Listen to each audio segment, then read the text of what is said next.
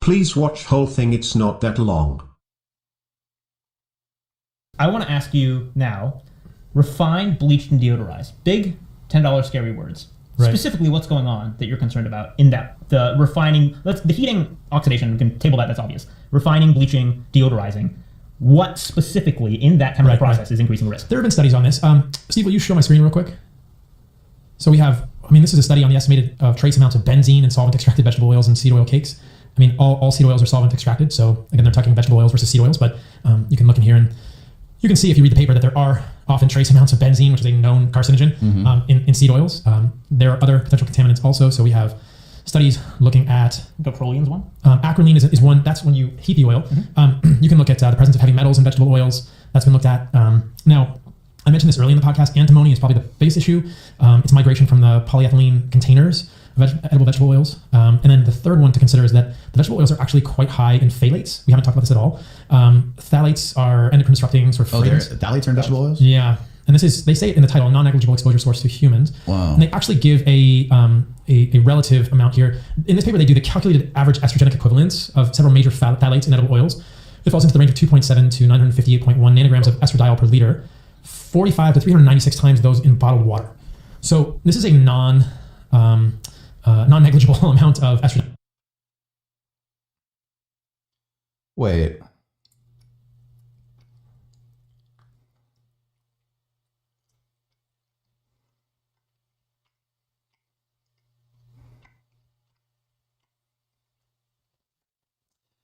When they say it's 45 to 396 times found in bottled water, well, you're not drinking oil.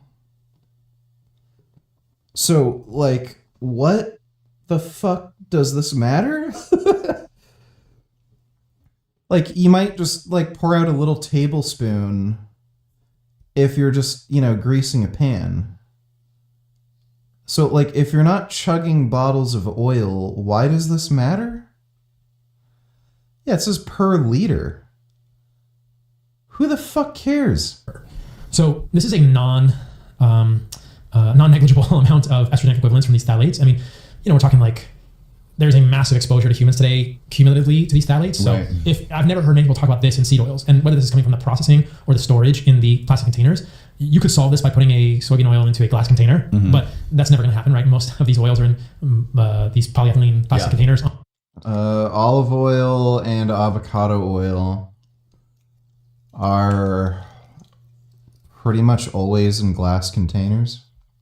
On the shelf for many months. Yeah, it's interesting. I wasn't aware of buying the oils in glass. I knew glass bottles would probably be better, but I wasn't aware of the importance of having a glass bottle that doesn't have exposure to UV light. The UV light has some sort of effect on the oil in the bottle. It's part of the oxidation process. Light, heat, and oxygen are part of this process that breaks down the oils. Yeah. Oh, there's another study that I can find in a moment that actually looked at the peroxide value in omega-3 and omega-6 oils, and they might have looked at acrolein or other breakdown products. I know we talked about a study, Nick, where they heated oil, right? And this is interesting. So you can take, we discussed this earlier in the podcast. He's saying all this shit, but he can't show any human outcome data that eating butter or lard is better for you. Again, we're differentiating this from a handful of walnuts in function here. In practice, you don't put walnuts into a deep fryer, but you put soybean oil into a deep fryer. If you go to Five Guys, if you go to In-N-Out, if you go to McDonald's, if you go anywhere, I've asked them what's in their fryer. It's usually some mix of soybean oil, corn, and canola oils. And they change the oil once a month. Once a week, probably, right. Which is pretty crazy when you think about you're going 24 hours or 16 hours a day in the fryer oil. Yeah. So I just texted you the graph. Your computer's hooked up. You can pull it up. Yeah, well, if you look at what's in... some of these oils, these are the aldehydes, and some of these aldehydes they're quite high with heating. There's another graph in the paper where they talk about the amount of specific aldehydes, and acrolein specifically. The amount of acrolein in a large French fry at McDonald's is equivalent to the amount of acrolein in a pack of cigarettes. Now, this is just one compound, and when I've said this in the past in my content, people like to say, Paul Saladino is saying that seed oils are worse than cigarettes, which is not what I just said. People can rewatch the tape, but it's basically saying that of this one compound, which is a carcinogen, which is very likely, it is pretty significant. So this is a quote from there. 154 gram potato chip serving aldehyde contents are not dissimilar to those arising from a daily allocation of 25 tobacco cigarettes. So this is what we're talking. This is a specific use case of seed oils, right? This is a heated fry. This is potentially the worst use case of seed oils. Right.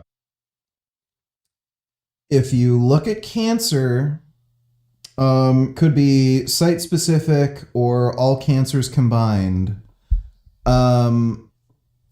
you see lower rates of cancer in those consuming seed oils versus butter. Saturated fat seems to promote the growth of certain cancers. It's also pro-inflammatory. It likely contributes to all cancers. And these diets that are high in saturated fat, they also tend to be associated with more weight gain. So, being obese and overweight itself is a risk factor for cancer. So, like he's saying all this, but then like he can't show any human outcome data.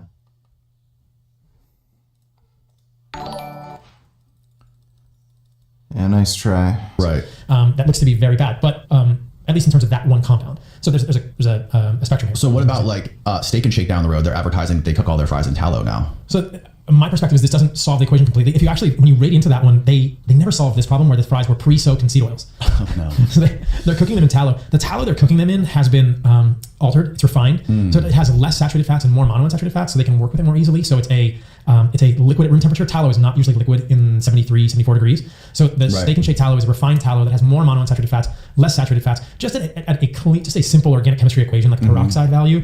The more unsaturated an oil is, the more quickly it's going to be damaged when you heat it. And so theoretically, if you had a higher saturated fat content oil, like a pure tallow, which is sort of an oil that is from beef fat, right? So people don't know tallow, it's a beef fat.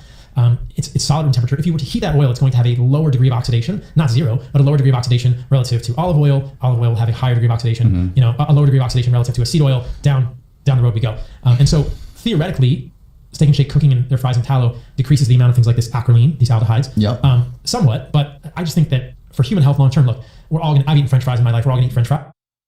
Okay, well that was all a load of nonsense. Office to report that someone had left